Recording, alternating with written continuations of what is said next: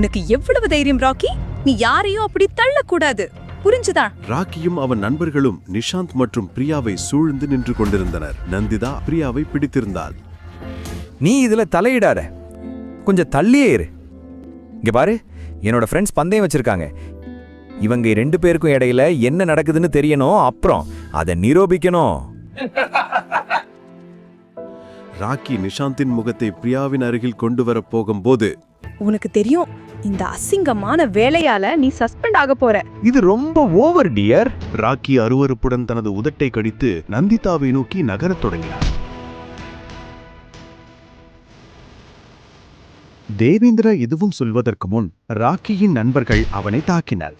ஆனால் ஒவ்வொரு மாணவரும் அதை பார்த்தனர். தேவேந்திரா அவர்களை தனியாகவே அடித்தான்.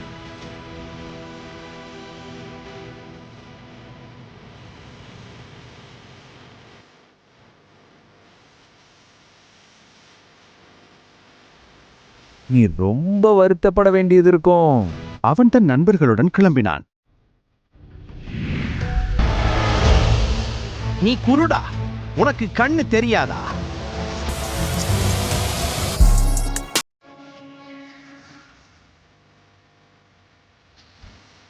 இந்த விஷயத்துல நீ தலையிடாத, வந்த வேலையை மட்டும் பாரு. அப்படியா? அப்ப கேளு, இது உன்னோட பெரிய தப்பு. தேவி அவனது கோட்டை பிடித்து அவனை பெண்ணின் காலடியில் வீசினான். இன்னைக்கு அப்புறம் நீ எந்த பொண்ணையாவது தொடவோ பார்க்கவோ செஞ்சா உன் கண்ணை புடுங்கிடுவேன். என்ன மன்னிச்சிடுங்க. அந்த சத்தம் கேட்டு அமைச்சரும் விஜேந்தரும் அறைக்கு வெளியே வந்தனர். ஒரு மினிஸ்டரின் பிஏவை தொட வேண்டும் என்று யாரும் நினைத்து கூட பார்க்க மாட்டார்கள். ஆனால் இந்த துணிச்சலை பார்த்து ஒருவர் வியந்து போனார். விஜேந்தர் ஷெகாவத். மறுபுறம் சென்னையில் விஜேந்தர் ஷெகாவத் தனது மீட்டிங்கை முடித்துவிட்டு ஷெகாவத் இல்லத்தை அடைந்தார். காரில் இருந்து இறங்கும் போது தனது ஓட்டுநர் தயங்குவதை கண்டார். என்னாச்சு? ஏன் கவலையா இருக்க? நந்திதாவை காலேஜ்ல இருந்து கூட்டிட்டு வந்துட்டியா? சார், காலேஜ்ல இருந்து திரும்பி வரும்போது யாரோ எங்களை தாக்குனாங்க. ஓட்டுநர் ஒரே மூச்சில் எல்லாவற்றையும் கூறினார்.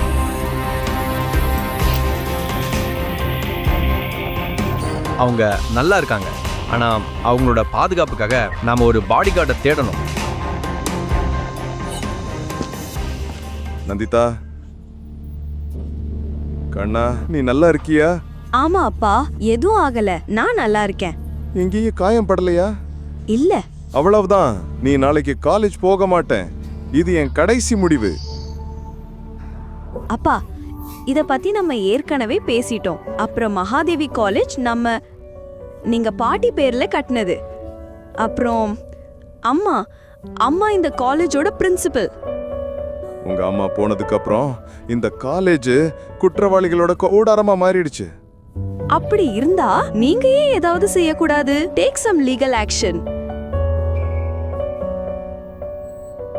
நான் முடிவெடுத்துட்டேன். நீ நாளையிலிருந்து மகாதேவி காலேஜுக்கு போக கூடாது. அதுதான் என் கடைசி முடிவு. நீங்க பிடிவாதமா இருந்தா நான் உங்க பொண்ணுதான். நான் மகாதேவி காலேஜ்ல தான் படிப்பேன். விஜேந்தருக்கு பதில் இல்லை. அவர் ஒரே ஒரு விஷயத்தை மட்டும் சொன்னார்.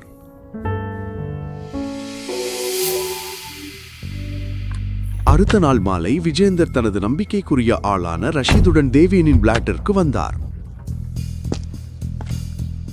சார், ஏன் நாம அந்த பைத்தியக்கார தேவனை சந்திக்க போறோம்? அவனோட பழைய பாஸ் அவன் பெரிய தொல்லைன்னு சொன்னான். ரஷீத், நீ உன் கேள்விக்கு நீயே பதில் சொல்லிட்ட. தேவன் தான் நமக்கு கடைசி நம்பிக்கை. வாங்க. சிறிது நேரத்திற்கு பிறகு அவர்கள் தேவேனின் பிளாட்டிற்கு வெளியே வந்தார்கள். சொல்லுங்க, என்ன விஷயம்? நீங்க எங்களுக்காக ஒரு வேலை செய்யணும். நான் செய்ய மாட்டேன். யாரோட பேசுறீங்கன்னு தெரியுமா? நீ என்ன பிரைம் மினிஸ்டரா? நான் தெரிஞ்சுக்க. உன்ன மாதிரி நிறைய பேரை நான் பார்த்திருக்கேன், புரிஞ்சுதா? தேவன், நீங்க எங்களுக்காக ஒரு வேலை செய்வீங்களா? இப்ப பரவாயில்ல இல்லையா? இப்படி பேசினா நான் கேட்பேன். இல்லனா என் பழைய பாஸ் மாதிரி உங்களுக்கே தெரியாம நான் ராஜினாமா பண்ணிடுவேன். உள்ள வாங்க, உட்காருங்க. சொல்லுங்க, என்ன வேலை?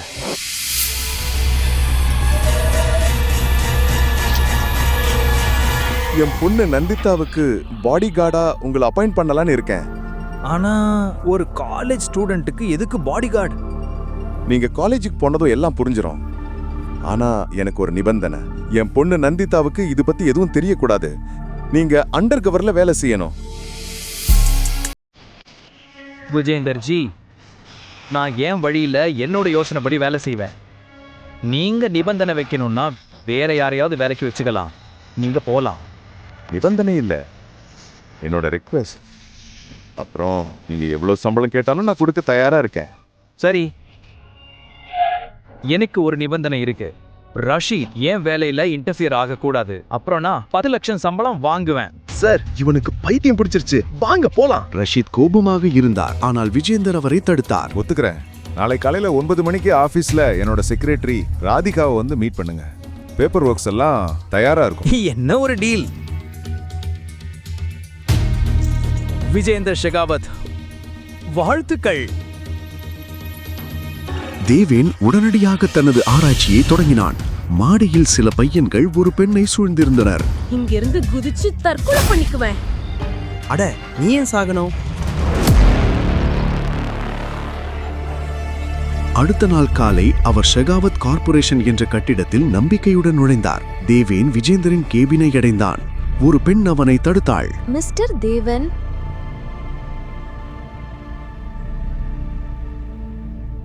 ஆமா, நீங்க யாரு?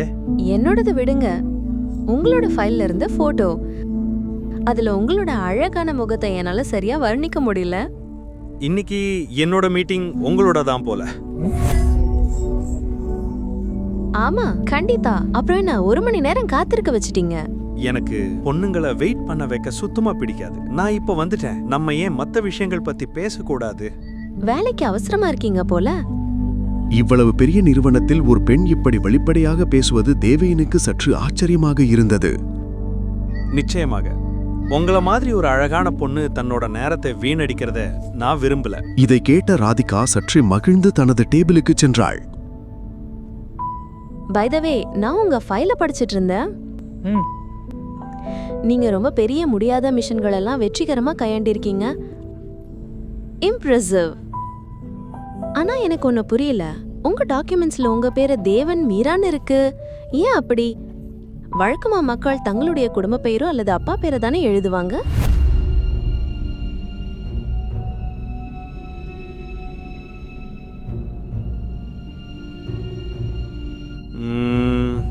ஆக்சுவலி தேவன் பத்தின எல்லாமே ஸ்பெஷல் தான். அப்புறம் என்னமோ உங்களுக்கு என்ன ரொம்ப பிடிச்சு போச்சுன்னு நினைக்கிறேன். நீங்க ஸ்பெஷலா இருந்தா கண்டிப்பா பிடிக்கதானே செய்யும். உண்மையாவா? பை த வே, என் பேரை தவிர வேற ஏதாவது கேள்விகள் இருந்தா நீங்க கேட்கலாம். கவனமா இருங்க. உங்களோட கிளையண்டோட செக்ரட்டரிய கிண்டல் பண்றதுக்கு நீங்க நிறைய செலவு செய்யணும். என் ஃபைல பாத்தீங்கல்ல, ஈஸியான வேலை எதுவுமே பிடிக்காது. நான் உங்க ஃபைல பார்த்துட்டேன். இப்போ நீங்க ஒர்க் ஃபைல பாருங்க. இதை சொல்லி ராதிகா சிரித்தபடியே தேவின் முன் ஒரு ஃபைலை வைத்தாள். இதுல எல்லா விவரங்களும் இருக்கு. நந்திதாவோட போட்டோவும் உங்க அட்மிஷன் லெட்டரும் இருக்கு. கவனமா படிங்க. ஓகே, நான் இப்போ கிளம்புறேன். ஆனா ஞாபகம் வச்சுக்கோங்க, பணம் கரெக்ட் டைம்க்கு என் அக்கவுண்ட்ல கிரெடிட் ஆகணும்.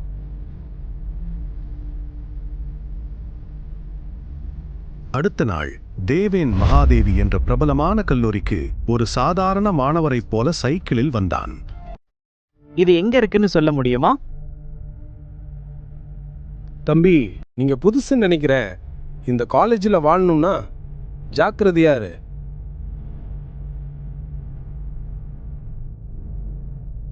அப்படியே தம்பி, நான் சொல்றத கேளு.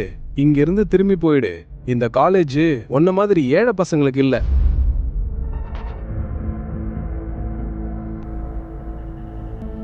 தேவன் அமைதியாக உள்ளே சென்றான். அங்கே அவன் எதிர்பார்த்தது போலவே இருந்தது.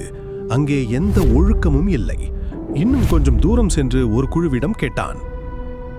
உங்களால BA ஃபர்ஸ்ட் இயர் கிளாஸ் எங்க இருக்குன்னு சொல்ல முடியுமா? ஒரு நிமிஷம். நீ இங்கே டாய்லெட் க்ளீன் பண்ண தானே வந்திருக்க? அப்புறம் கிளாஸை பற்றி தெரிஞ்சு என்ன செய்ய போற? ஏன் இவ்வளவு தூமரோட பேசுற? நான் சும்மா கிளாஸ் போற வழியை தான் கேட்டேன். விடுங்க, நான் வேற யாரையாவது கேட்டுக்கிறேன். தேவன் திரும்ப போக தயாராக இருந்தபோது அந்த பையன் அவனது சட்டை காலரை பிடித்தான். கேளு, உன்ன மாதிரி ஒரு பிச்சைக்காரனுக்கு எந்த பிச்சைக்கார அட்மிஷன் கொடுத்தான்? தனது சட்டையிலிருந்து அவன் கையை எடுத்துவிட்டு இப்படி பிடித்தான். விடு விடுடா. சாரி, உனக்கு ஒன்றும் ஆகலையே. என் டிஷர்ட் அசிங்கமாகிட்டு இருந்துச்சு.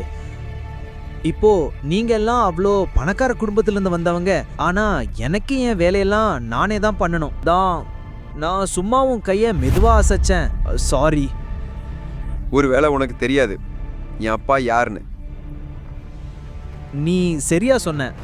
எனக்கு உன் அப்பா யாருன்னு தெரியாது. ஆனா எனக்கு இது மட்டும் தெரியும். உன்ன மாதிரி ஒரு பையனை பெத்தெடுத்ததற்கு அந்த அப்பா கண்டிப்பா வெட்கப்படுவாரு.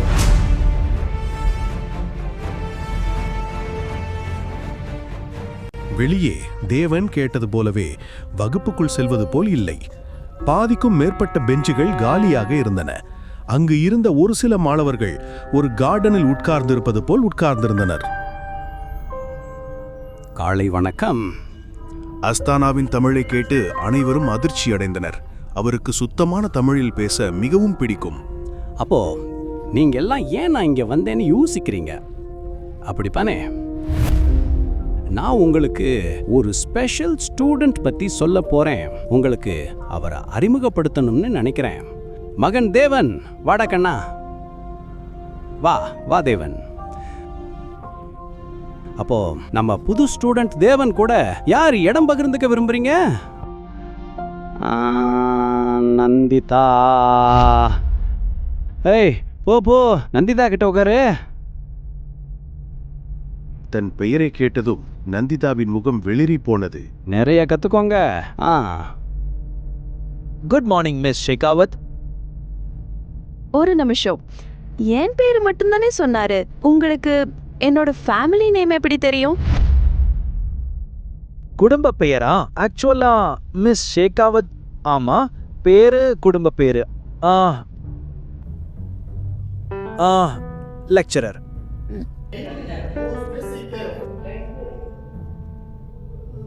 Excuse me, I have to go. Deven மீண்டும் நந்திதாவிடம் பேச முயற்சித்தான். ஆனால் பின்னாலிருந்து ஒரு குரல் கேட்டது. ஓ, நீங்களா? இவரை பத்தி தான் நான் உங்ககிட்ட சொன்னேன்.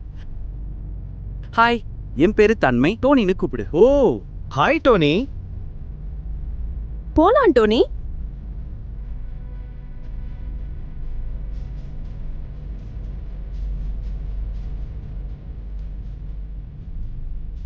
ஹாய். வணக்கம். இப்போ கிளாஸ் முடிஞ்சிருச்சு. ஒரு ஹேண்ட்ஷேக்.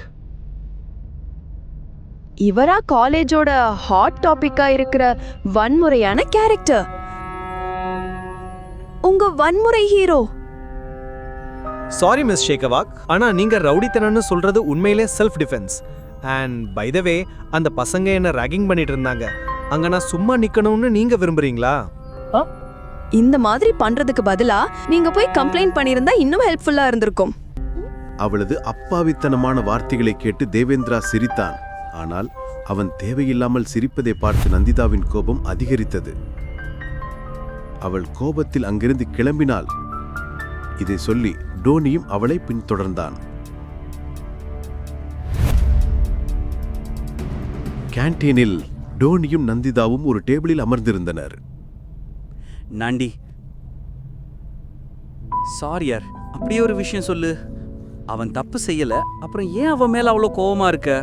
எதுவா இருந்தாலும் ஒருத்தனை இப்படி அடிக்கிறது நல்லதில்ல. அப்புறம் நீங்க கேட்கலையா? Violence is not the answer.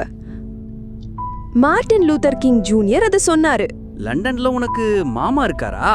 இந்த சமோசாவை விட்டுட்டு புத்தகங்கள்ல கொஞ்சம் கவனம் செலுத்தியிருந்தா உனக்கு தெரிஞ்சிருக்கும். இந்த நேரத்தில் நந்திதா யாரையோ தேடிக்கொண்டிருந்தாள். நந்திதா இதை பெரிதாக எடுத்துக்கொள்ளவில்லை. யார தேடிட்டு இருக்க? ரீனாவா? அவ இன்னைக்கு காலேஜுக்கே வரல. அவள்கிட்ட என் நோட்ஸ் இருக்கு, இன்னைக்கு கொடுப்பதா சொன்னா. ஆனா அந்த பொண்ணு எங்க போனான்னு தெரியல. அப்போ அவளோட ஹாஸ்டல் ரூம்ல இருந்து நாளைக்கு எடுத்துக்கலாம்ல, ஏன் இவ்வளோ கவலைப்படுற? தேவனை பார்த்து ரொம்ப இம்ப்ரெஸ் ஆகணும்னு அவசியம் இல்லை. அவன மாதிரி ஒரு ரவுடி கிட்ட இருந்து எவ்வளவு தூரம் விலகி இருக்கிறோமோ அவ்வளவு நல்லது. ஹாய் மிஸ் ஷேகாவத், நீங்க என்ன மிஸ் பண்ணீங்கன்னு கேள்விப்பட்டேன். ஒன்ன மாதிரி ஒரு பிரச்சனைய ஞாபகம் வச்சுக்க எனக்கு ஒன்னும் பைத்தியம் பிடிக்கல. நீங்க சொல்றது சரிதான். உண்மையிலே நீங்க எந்த பிரச்சனையும் ஞாபகம் வச்சுக்க வேண்டிய அவசியம் இல்ல. ஏன்னா நீங்க ஏற்கனவே ஒரு தேவதை. நந்திதா, ராக்கியும் அவனோட கும்பலும் பிரியாவையும் நிஷாந்தையும் தொந்தரவு பண்றாங்க. என்ன? இந்த ராக்கி அவனோட சேட்டைகளும் நிறுத்த மாட்டான். வாடோனே. நீ வரலையா? இல்ல அவனோட சண்டை போடுறதுல எனக்கு எந்த இன்ட்ரெஸ்டும் இல்ல. நீங்க போங்க. இவனுக்கு ஹீரோ மாதிரி நடிக்கதான் பிடிக்கும், யாருக்கும் உதவ பிடிக்காது. Devendra, rakhi college rowdy. அவன் என்ன வேணாலும் செய்வான். அவங்க அப்பா பெரிய பொசிஷன்ல இருக்கிறதுனால அவனை யாரும் எதுவும் செய்ய முடியாது. அந்த பெண்ணின் அலறல் சத்தம் அனைவரையும் பயமுறுத்தியது. ஆனால் தேவ் மிகவும் ஆச்சரியப்பட்டான். நேரத்தை வீணடிக்காமல் அவன் உடனடியாக அலறல் சத்தத்தை நோக்கி ஓடி. யூ இடியட், அவங்கள ஏன் இப்படி அடிச்ச? ராக்கியோட அப்பா யாருன்னு உனக்கு தெரியுமா? ஏ தேவ் ப்ரோ, நீ இப்ப தனியா சண்டைய ஆரம்பிச்சுட்டான். அவன் தான் அதை சமாளிக்கணும். பெரிய ஹீரோ ஆயிட்டான். வாட்டோ நீ. ஹேய் ஹேய், ஆனா நான் என்ன பண்ண? அந்த ராக்கியோட அப்பா யாரு? அதை கண்டுபிடிக்கணும். Let's go. அப்போது தேவின் போன் ஒலித்தது. மெயின் கேட்டை நோக்கி நடந்து கொண்டே அவன் போனில் சொன்னான். ஆமா, நான் நந்திதா ஷேகாவத்தை சந்திச்சிட்டேன். கவலைப்படாதீங்க, எல்லாம் திட்டமிட்டபடி நடக்கும். உங்க வாக்குறுதியை மட்டும் மறக்காதீங்க, சரியா? அவன் கல்லூரியை விட்டு வெளியே வந்ததும் அங்கு நீண்ட நேரமாக ரோந்து சென்று கொண்டிருந்த ஒரு வேனை கண்டான். தேவ் ஏதோ விசித்திரமாக இருப்பதை உணர்ந்தான். அவன் சாதாரணமாக வெளியே வந்தான். அப்போது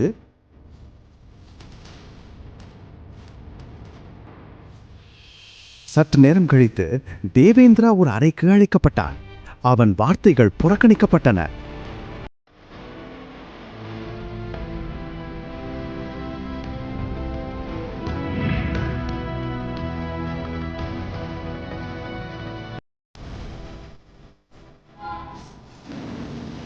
இவனுக்கு கண்டிப்பா தண்டனை கிடைக்கும்.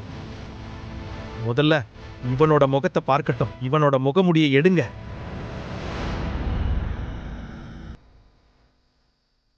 நீயா? தேவேனை பார்த்து அந்த மனிதனும் ஆச்சரியப்பட்டான். அடுத்த நிமிடம் அவன் மண்டியிட்டான். தேவனண்ணா, என்ன மன்னிச்சிடுங்க. என்னோட ஆளுங்க தப்பு செஞ்சிட்டாங்க. அவர் கையை விடுங்க. தேவனண்ணா, என் பையன் ஏதோ தப்பு பண்ணிருக்கணும். நீங்க செஞ்சது தான் கரெக்ட். என் மகன் அப்பாவி, அவனை மன்னிச்சிடுங்க. அப்படி அவங்க அப்பாவே மகனுக்கு புரிய வைங்க. இல்லனா என்னை பத்தி உங்களுக்கு நல்லா தெரியும். நான் சீரியஸா போனா நீங்களும் உங்க மகனும் வாழ்நாள் முழுக்க தலை நிமிர்ந்து நடக்க முடியாத மாதிரி நான் கண்டிப்பா பண்ணிடுவேன். சரி, நான் இப்ப போலாமா? ஓ, நைஸ் கோட்.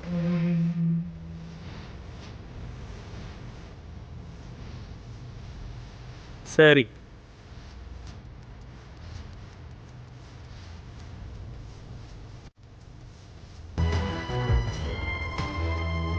என் நேரத்தை இவ்வளவு வீணாக்கினதுக்கு நீங்க எனக்கு ஏதாவது கொடுக்கணும். இப்படி ஒரு கெஸ்ட்டை உபசரிச்சுட்டு சும்மா அனுப்பிடுவீங்களா? சீக்கிரம் கார் சாவியை கொடுங்க. Super super. வாங்க வாங்க வாங்க. நடுங்கும் கைகளால் பிஏ தேவேனிடம் சாவியை ஒப்படைத்தார். சரி, அப்ப கிளம்புறேன். பாய் பாய். தேவ் தனது விரலில் சாவியை சுழற்றிக் கொண்டே வெளியேறினார். சார், அவர் யாரு? ஏன் அவர்கிட்ட அப்படி மன்னிப்பு கேட்டுட்டு இருந்தீங்க? அவரை பத்தி உங்களுக்கு தெரியாம இருக்கிறது தான் நல்லது. ஆனா ஒண்ணு மட்டும் ஞாபகம் வச்சுக்கோங்க, அவரை ஒருபோதும் எதிரியா நினைக்கிற தப்ப செஞ்சிடாதீங்க. தேவன் தன்னோட எதிரிகளை சாகாமலே சாகடிச்சிருவான். அடுத்த நாள் நந்திதா கல்லூரிக்கு வந்ததும் முதலில் நிர்வாக அலுவலகத்திற்கு சென்று ரீனாவை பற்றி கேட்டாள். ஆனால் அவள் எங்குமே இல்லை. திடீரென்று காணாமல் போனது போலிருந்தது.